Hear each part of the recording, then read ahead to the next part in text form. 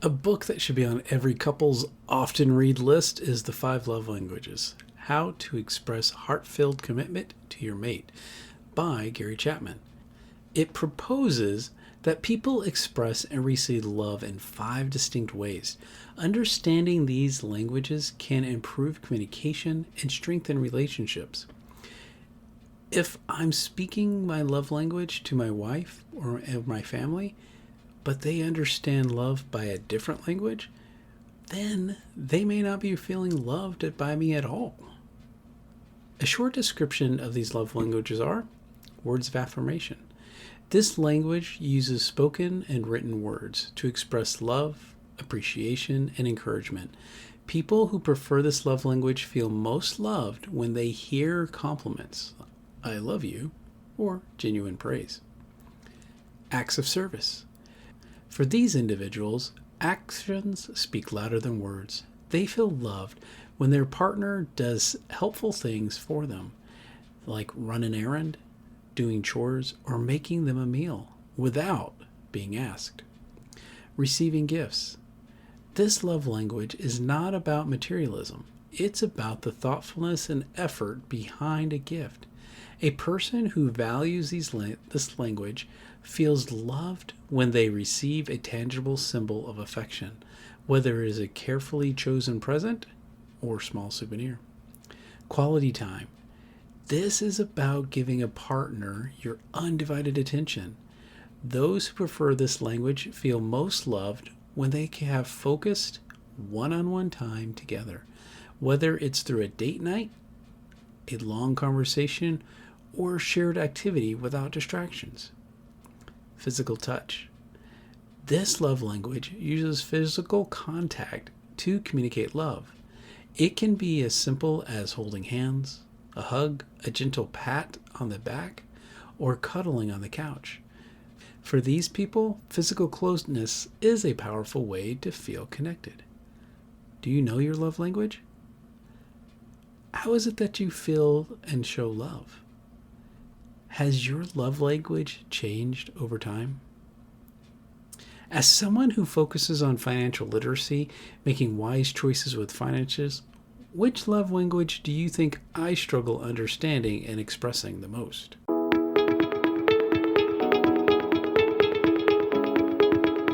Welcome to Financial Coaching Kingdomin, the podcast that helps you align your money with your purpose.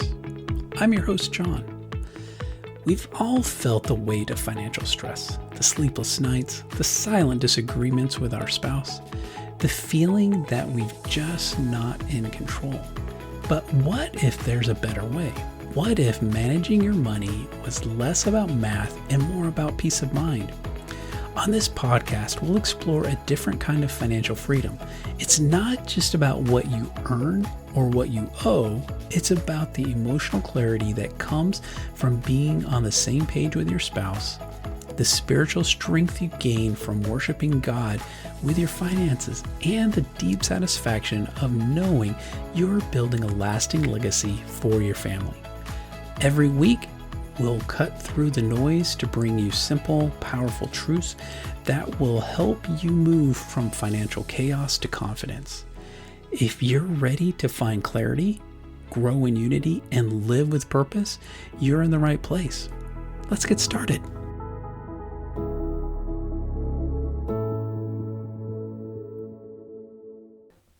Joining me today on this podcast is my wonderful wife, Ryann. Hi, Ryann. Hey, John. How's it going? Good. Glad I'm here. Oh, I'm sure. One of the things that Ryann is noticing lately is almost anything that happens around here is blog and podcast fodder. And so with that, she graciously agreed to join us. So thank you for coming on the podcast. You're welcome. That's awesome. So today we are talking about gifts and the love language of gifts. Ryan and I met on the internet and got married 3 years ago. So what do you remember about my profile about my love language? Your love language is coffee. coffee. And guess what? We drink way too much coffee. NCIS Gibbs is probably the only person who drinks about how much we drink. So Probably. yeah. When we got married, did we have similar experiences with money? Well, not exactly. We had some similar points of reference and touch points, but we definitely both had come to the subject of money from different angles. So how do you remember us coming around the idea of finances? Well, one of the things that we did while we were dating was go through Financial Peace University. That was something that was important to both of us. Both of us had been through it before, but we felt like it was important to do that together and make sure that we talked about the points that were brought up during the class and that we discussed them together, because we hadn't done that with each other. Did we agree on everything? Was that...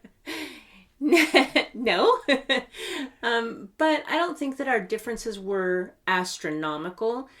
They were just seeing things from slightly different angles, I think. And I really honestly think that it was so good for us to go through FPU, because we probably never would have come up with some of the discussion questions on our own. And it just gave us like this great launching point for us to be able to say, oh, hey, no, wait a minute. How do you actually feel about that? Instead of just assuming that we were coming from the same perspective on money. And, you know, both of us had, in our first marriages, had a different experience with money.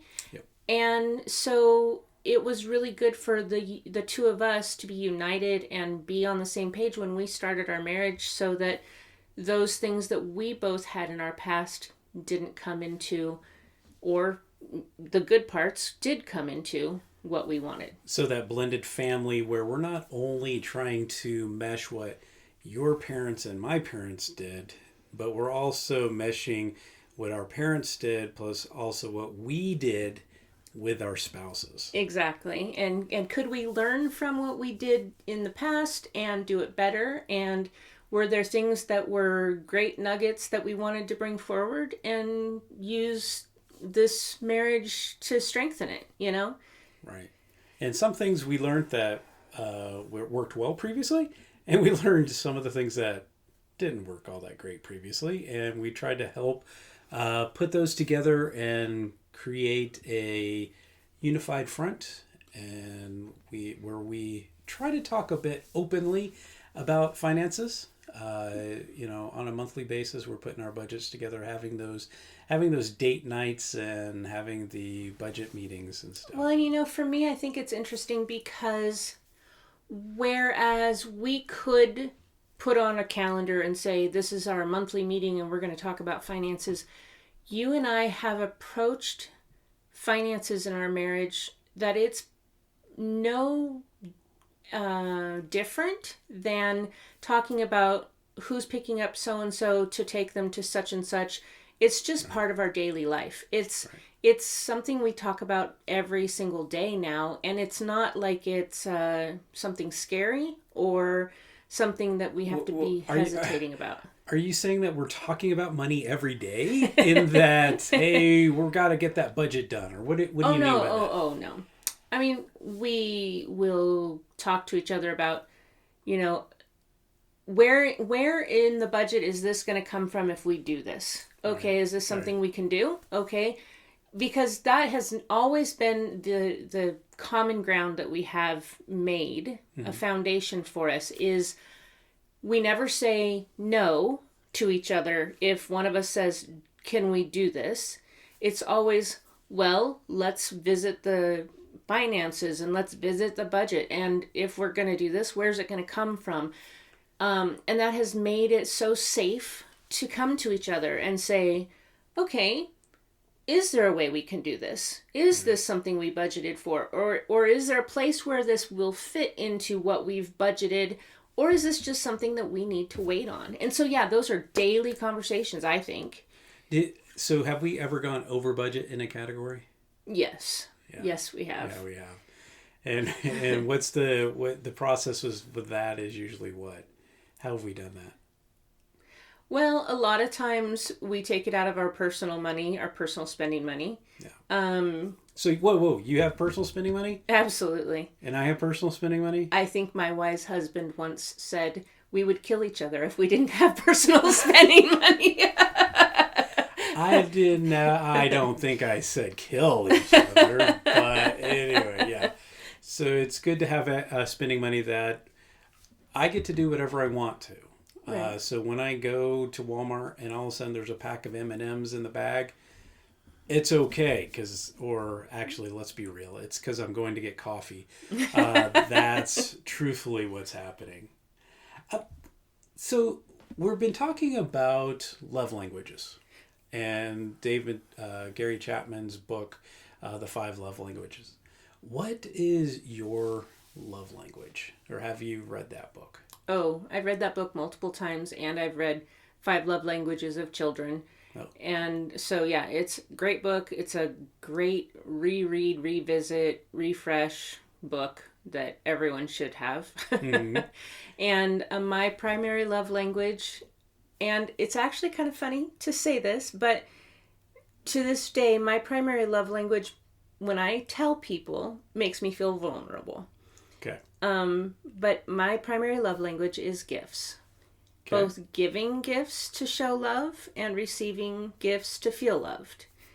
And that's a vulnerability for me because there are a lot of preconceived notions when people hear that your primary love language is gifts. They think that means I'm materialistic. Some people hear that and think, oh, well, I don't have money to buy her a gift. How can I show love? Oh, man, she wants another things of flowers. She wants all kinds of items and clothing. Wait a minute, you do have lots of clothes, though. Hey, I just got rid of clothes. Okay, all right. So how did you realize that was your love language? Or that's your primary love language? Mm-hmm. But do you also have a secondary love language? I do. And it's kind of interesting to me because I think over the years my secondary has changed. And I think that it used to be a lot more of the words of affirmation. Mm-hmm. That's still a pretty close second for me. But I learned over the last 20 years or so that acts of service really makes me feel loved. Yeah. And that acts of service that's done with a cheerful heart. Not something that has to be asked for. Right. Or if it is something that I ask for, that it's done without a grudging heart. Okay, that's good. So you said giving and receiving gifts. Mm-hmm. How does that work out? What do you like giving gifts? When you talk about giving gifts, what are you talking about? Okay, well, I think that let's just lay out on the table what the love language of gifts looks like. I think that when I want, let's use our granddaughters, okay? When I want them to know that Mima loves them, they probably will see that there's a new dress in the closet for them to play dress up in. Right. Or I have a lot of my kids' old toys that I've stored, and then I cycle them and I rotate them so they always feel like there's something fresh and new in the playroom to play with. It's not something that I had to go out and buy brand new, but it's something that's fresh and new, and they feel loved because Mima thought of them. And just a little side note, everybody, the grandgirls just left. Yes, there was a new dress. There was a photo shoot.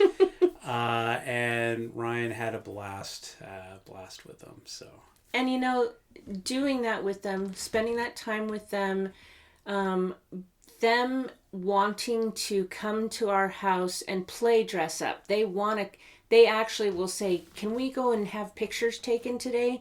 Like, they get excited, and they're 5 and 3.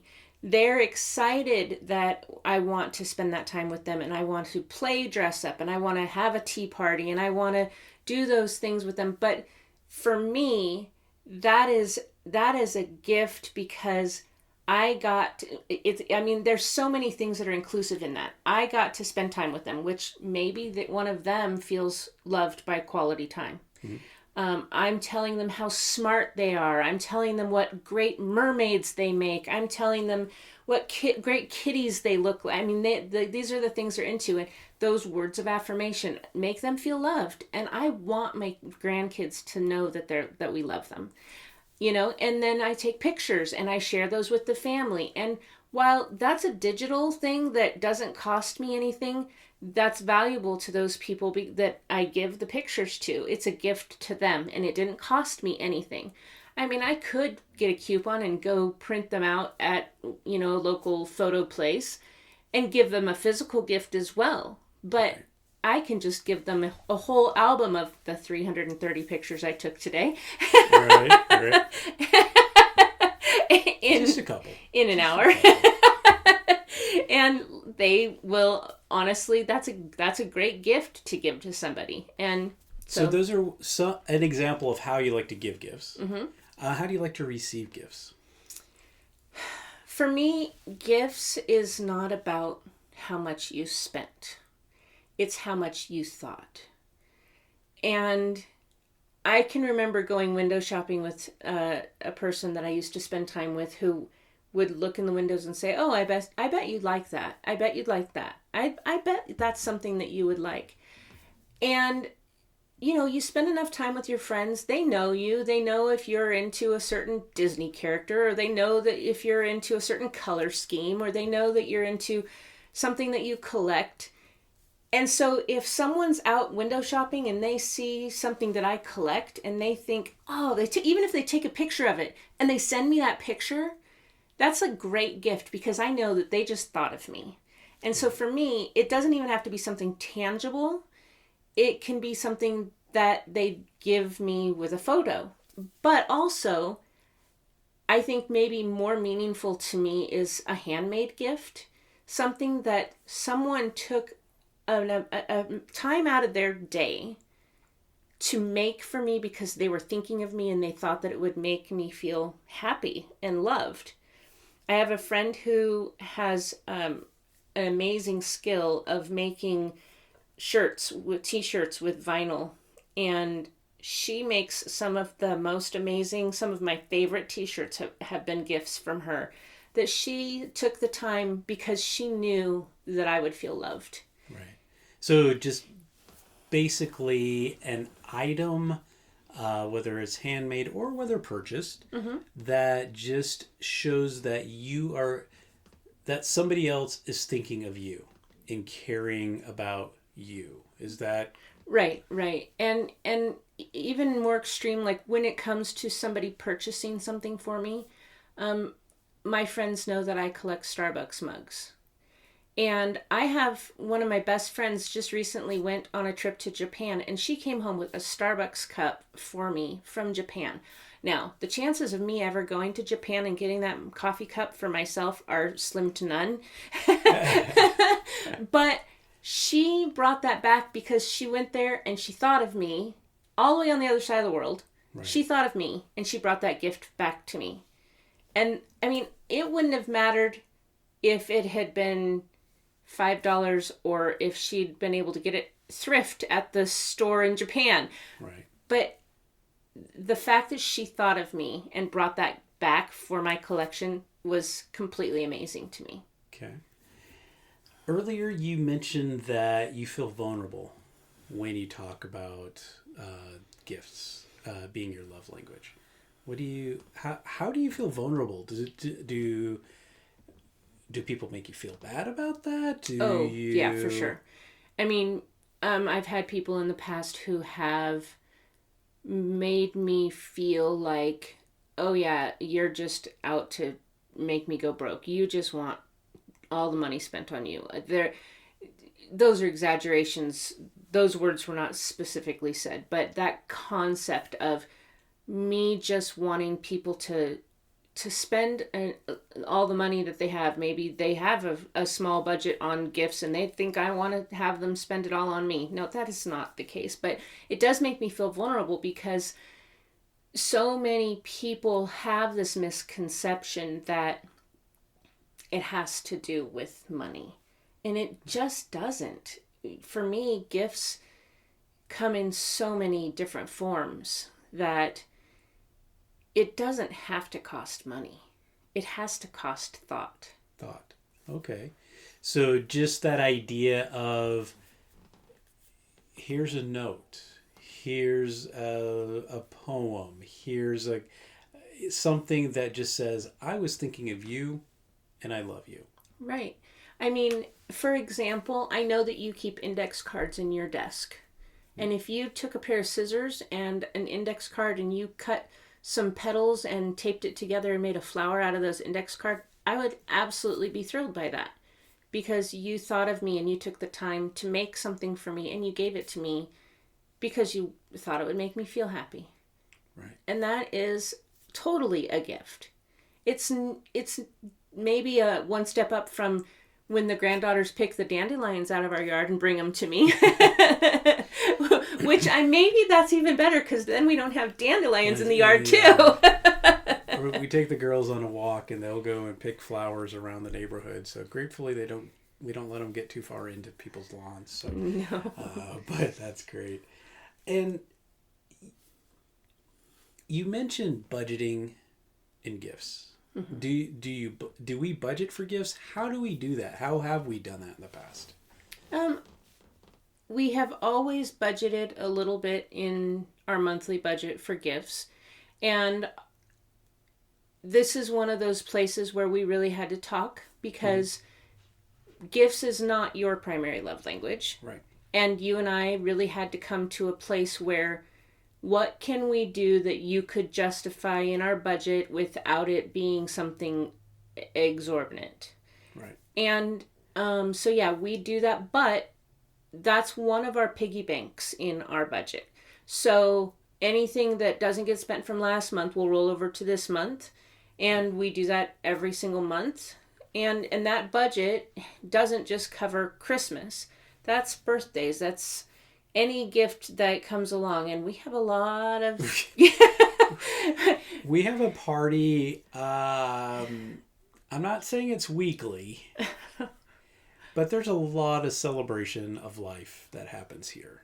And so we do a lot of parties. Well, in between the two of us, we have 7 kids, and some of them are married. Friends of kids. Yeah, and our pseudo-adopted kids.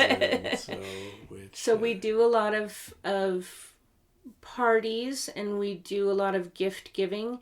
And, all of those things fit into that one gift budget. And we try to, keep that gift budget right where we try not to increase that budget for any reason if we can help it. Now, there are times when we have said there's a little bit more in the budget. We're getting close to Christmas. When we're setting our budget for the month, we might bump that up a little bit right before Christmas. I think that's about the only time we've ever really bumped that up. Mm-hmm. But for the most part, we just try to make sure that everything that's going to go out is going to go out within that budget. Right. And make that work. Now, over the years, the budget amounts have grown and they've shrunk and they've grown and they've shrunk. What do you do in those lean months or lean years? Well, like I've said already, gifts don't have to cost money. So lean years are because we're talking about all the receiving and the giving. Right. So we're talking about all those kids that we just talked about, all those friends that we just talked about. Well, I have a lot of different examples of ways that you can get gifts for people without it costing money. But it's very feasible to give gifts on a lean budget. We've already talked about some of the things. I take pictures. I can give a whole album to someone as a gift. Right. And, I might not be able to wrap that up and put it under the tree, but I also might choose a couple of pictures that I enlarge and give those as gifts under the tree. And I'm a coupon watcher, especially when it comes to photos. So There's a lot of photos, everybody. Lots of photos. But I will actually keep all of my photos in my shopping cart on my online company that I use. And I wait until a good coupon comes along, one that I watch for, and I won't check out until I have that good coupon, so that I'm making sure that I'm not paying full price for the photos. And that's not because it's not valuable to me to spend money on photos. It's that if I'm going to buy photos for the grandmas and the parents and whoever else, I want to make sure that we're doing it in a frugal and conscious of our finances way. Right. Some of the other things that we've done for gifts is actually opened up our home and had parties for people. And so we've spent, that's something that I think we've done as a gift. Oh, we've done that multiple times. We've let people stay here with us for several months, and they have been able to stay here as a gift from us, we have, a long time ago in a land far, far away, I had a really lean year, and I had 4 small kids. I think the youngest was 6 months old, and the oldest was 9, 10, and that year we had a really lean year for Christmas. And I actually got on Facebook and I put a notice out on Facebook that just said, hey, I would like to barter with anybody out there who's interested in bartering for Christmas presents. I have skills in crafting. I have a lot of stuff here that I could do. I could make cards. I could scrapbook some pages for you that you could just put pictures in. I could do X, Y, and Z. Is there anybody who's interested in my skills that would be willing to barter with me for some Christmas presents for my kids? And that year, we were so blessed. I had a friend whose son had moved out to college and left all of his Legos behind. And he was meticulous with his Legos. Every set was in a Ziploc bag. It had the number on the bag. It had the instructions on the bag. And they must have sent us 3 or 4 flat rate boxes to us for Christmas. And all of it was Harry Potter. It wasn't like knockoff stuff. Yes. It was like legit first edition Harry Potter Legos. And my kids never had a clue that we were having a lean year that year, because they were just over the top excited. It's amazing how God blesses us. Oh, absolutely. No matter where we are. Well, and we're being diligent with our money and our skills. And he gave me gifts. Right. So why wouldn't I want to share those gifts and my creative side with someone else who maybe doesn't have those same skills, and they would like to be able to do that. Right. Well, thank you for being here. I'm so glad that you agreed to come on the podcast. Maybe this will be a common event. We'll see. We'll see how it goes. We'll see. And speaking of gifts, if you guys have been listening to the podcast, I took a road trip with the boys, right? Yeah. Yeah. And on the road trip, we went through many states. And, and Ryan was talking about Starbucks mugs and all that type of stuff. And, well, Ryan, here you go. Here's a gift for you from the Starbucks. Oh my goodness, I cannot believe this. Where's that from? Ohio. And I do not have Ohio in my cupboard. And now she does. That's amazing. Thank you so much. You're welcome. I love you, really Ryan. Powerful. Thank you. Thank you for being here. Mm-hmm. You're welcome. This journey isn't just about you. It's about building a legacy for your family. If you're married or in a relationship, share this episode with your partner. Have a conversation about the principles we've discussed and start building a financial plan together. A strong team starts with a shared vision. Okay, so just as a side note, to give you some ideas on things that you can do to give gifts without it costing a fortune or taking up the budget. Here you go. God gave you gifts, so what can you do with them? Like I was saying before, I can do crafts. What can you do? Can you sing? Then cut a record or just record yourself like we're doing right now and put it on a flash drive and give it to somebody. That would be a great gift. You can also look on Pinterest. Pinterest has 1,000,010 ideas that are things you can do with toilet paper and things that you have around the house. Toilet paper rolls. I have seen this lady who just took a whole roll of toilet paper and boiled it and turned it into some kind of, I don't know, Mod Podge macrame. I don't know what it was, but it turned out like a whole vase and it was just made out of toilet paper. You can totally do stuff with what you have laying around the house. Can you paint? What about upcycling? I know a girl who uses her old like 2-liter bottles and some concrete mix, and she makes fairy houses, and they are fantastic. She should be selling them. What about going to the thrift store and getting something from the thrift store that is within your budget that you can upcycle and repaint or fix up that would be even better and could be completely catered to the like of whoever the gift is being given to. What about reading stories to children? I know that our grandchildren love to hear your voice on your podcast.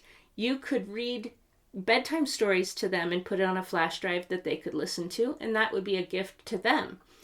You could bake. We have a friend who is an incredible baker, and she bakes things that are gluten-free and nut-free and alcohol-free, and she knows how to do all the tricks to make them taste delicious, and she gives those gifts to other people who don't have her skills, and that would be a great gift. You could bake cookies for Christmas. You could make bread.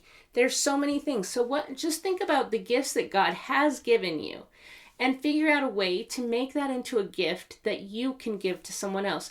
And I know that we all did it as kids, but I don't know why we don't do it as adults.